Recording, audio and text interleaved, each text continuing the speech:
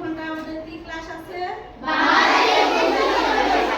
বাংলাদেশ ও বিশ্ব পরিচয়। তোমাদের কি এই বাংলাদেশ সম্পর্কে পড়তে ভালো লাগে? বাংলাদেশের সমাজ ব্যবস্থা, তারপর নাগরিকত্ব। আজকে আমাদের কোন পাঠ পড়া আছে?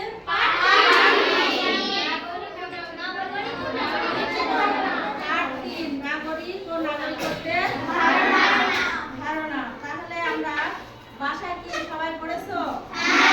নাগরিক কাকে বলে? কেউ একজন বলতে পারবে? হাত তুলো দেখি, কে বলতে পারবে? তাহলে এবার আমরা এই দিক থেকে শুনি, তানহার কাছ থেকে। বলো দেখি, নাগরিক কাকে বলে?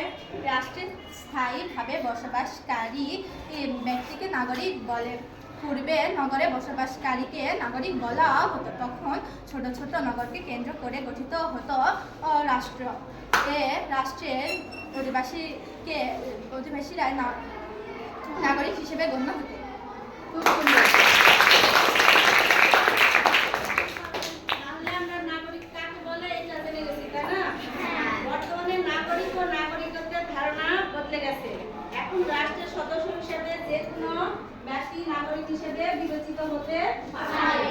নাগরিক রাষ্ট্রের স্থায়ী বাসিন্দা হবে, রাষ্ট্রের প্রতি অনুগত থাকবে, রাষ্ট্রের কল্যাণ চিন্তা করবে এবং রাষ্ট্র প্রদত্ত সকল সামাজিক ও রাজনৈতিক কাজ করবে।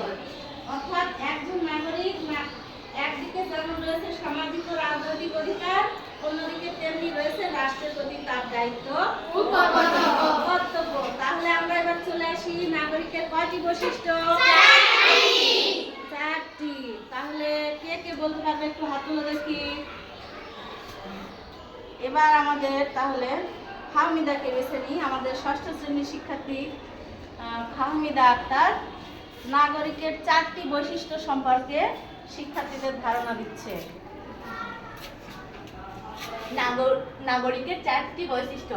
নাগরিক রাষ্ট্রের প্রতি আনুগত্য, রাষ্ট্রের প্রতি দায়িত্ব কর্তব্য, রাষ্ট্র থেকে রাজনৈতিক ও সামাজিক অধিকার লাভ, রাষ্ট্রের স্থায়ী বাসিন্দা। এই চারটা নাগরিকের বৈশিষ্ট্য। আমরা হাততালি দিয়ে উৎসাহ জানালাম, তাই না? তাহলে আমরা এভাবে সবাই কি বলতে পারবো? আমরা বাসায় আরো বেশি সুন্দর করে পড়বো যে নাগরিক কাকে বলে, নাগরিকের বৈশিষ্ট্য কয়টি এবং কি কি। তাহলে আগামী দিনে আবার আমরা কি পরের পাঠে চলে যাব। তোমরা সবাই বাসায় সুন্দর করে বই দেখবে এবং ভালো পড়াশোনা করবে। সবার জন্য শুভকামনা রইল। ধন্যবাদ সবাইকে।